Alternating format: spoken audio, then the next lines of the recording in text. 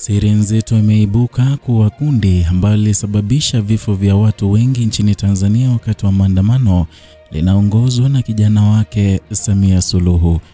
Ujambo na karibu kwa taarifa zetu za Kenyascope, na tafadhali kumbuka kusubscribe.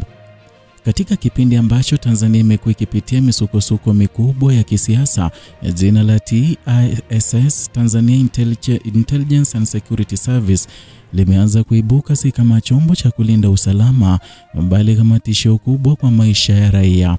Video na ushahidi unaosambaa mitandaoni umevuta hisia za ulimwengu mzima, ukionyesha sura halisi ya kile ambacho wengi sasa wanakiita jeshi la kivuli, ambalo linajitokeza ambalo limetekeleza mauaji mengi, utekaji na mateso kwa amri zisizo rasmi.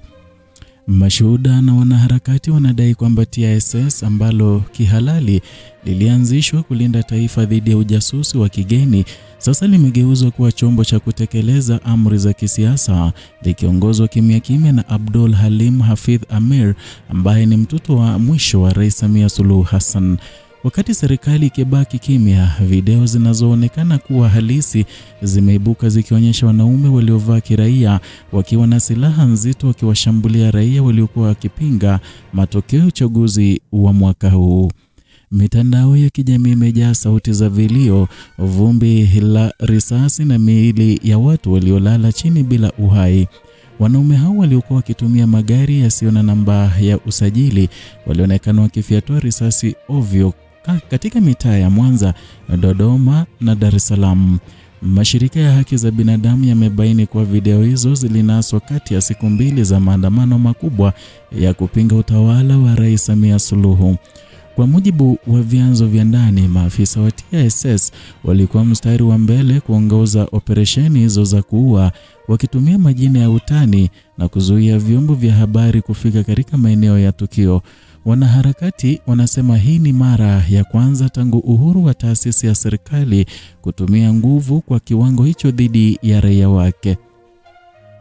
Na katika video moja ambayo imesambaa zaidi, wanaume watatu wanavaa mavazi ya kiraia wanaonekana wakimvuta kijana mwenye umri wa takriban miaka 20 ndani ya gari jeupe lenye vioo vyeusi. Dakika chache baadaye risasi tatu zinasikika na mwili wa kijana huyu ulipatikana siku moja baadaye kando ya barabara ya Morogoro. Uchunguzi wa awali wa madaktari wa kujitegemea ulionyesha aliuawa kwa risasi nyuma ya kichwa, mtindo unaofanana na utekelezaji wa mauaji ya kijasusi.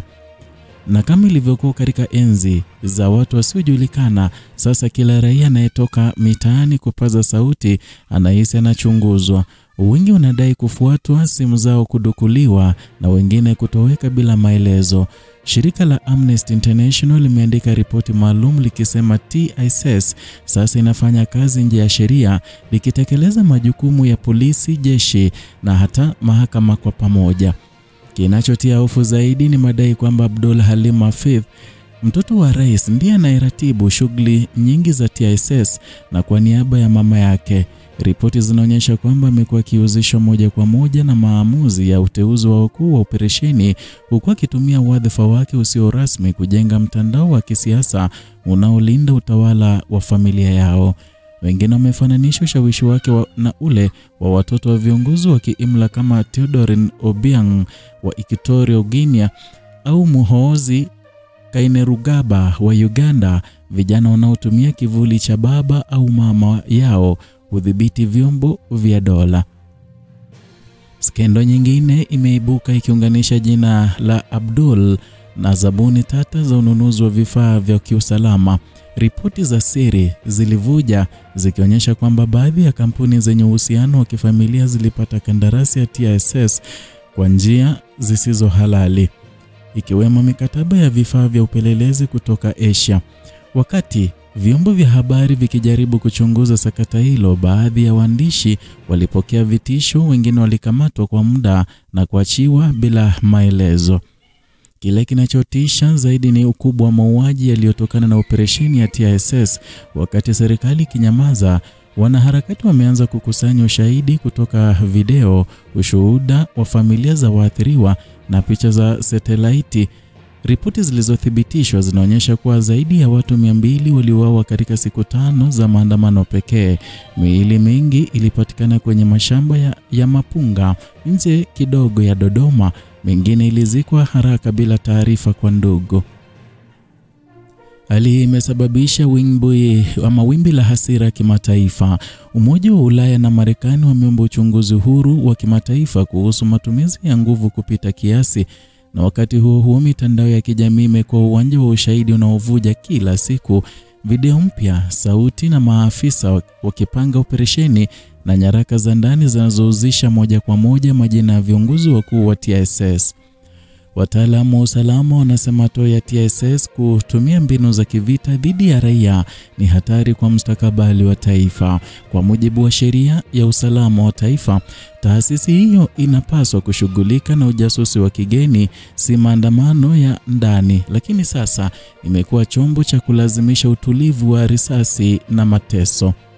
Mashirika ya habari ya kimataifa kama BBC, Reuters na Al Jazeera yameripoti kwamba baadhi ya video zilizothibitishwa kijiografia zinaonyesha askari wa TSS wakitumia magari ya serikali yenye namba zilizofutwa na wengine wakionekana katika maeneo yaliyotengwa karibu na ikulu ya Dodoma. Hili limeongeza imani kwamba operesheni hizi zinafanyika kwa baraka za juu kabisa. Wachambuzi wa kisiasa wanataja hii kama sera ya ukimya wa damu. Kwao utawala wa Rais Samia unazidi kujenga utamaduni wa hofu ambapo risasi zinakuwa jibu kwa hoja. Ujasusi unaotekeleza mauaji ya raia huwezi tena kuitwa ulinzi wa taifa, bali ni ugaidi wa kitaifa unaofadhiliwa na serikali yenyewe. Kumbukumbu za kihistoria zinaonyesha jinsi mataifa mengi yalivyoporomoka baada ya vyombo vya usalama kuvuka mipaka yake.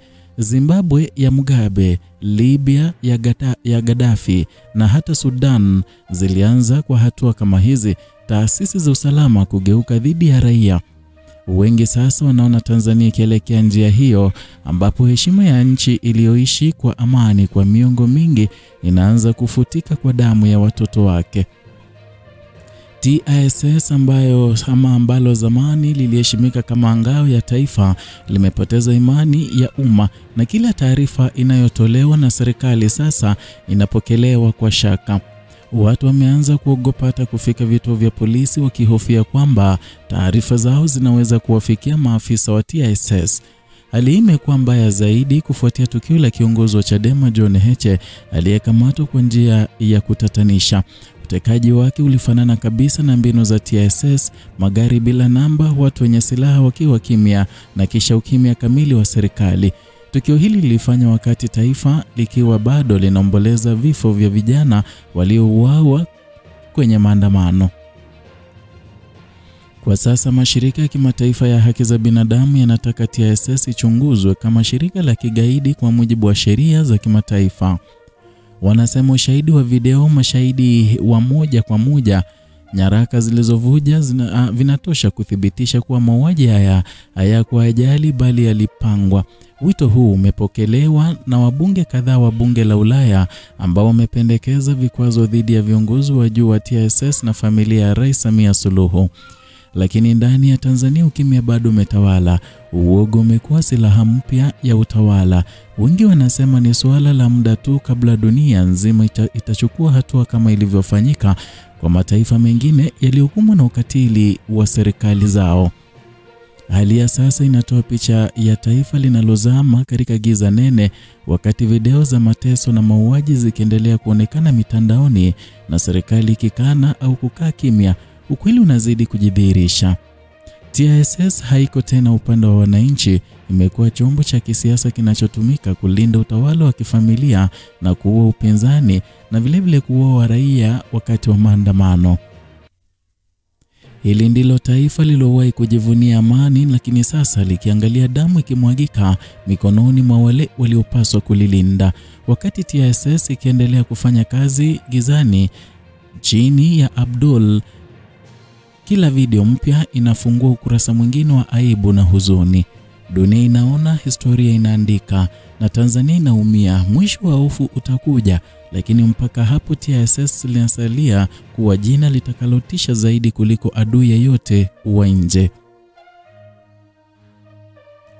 Hizi ndizo habari tulikuandalia kutoka hapa Kenyascope kuhusu kundi hili la TISS ambalo limegeuka na kuwa haramu na kuwaua watu wengi, na la kushangaza zaidi linaongozwa na Abdul Halim ambaye ni mwanae Samia Suluhu. Hapa ndipo napata taarifa za kina na uchambuzi wa kina, tukikuletea moja kwa moja bila kupindisha. Tafadhali kumbuka kusubscribe, kulike na kushare video hii ili tuweze kuwafikia watu wengi.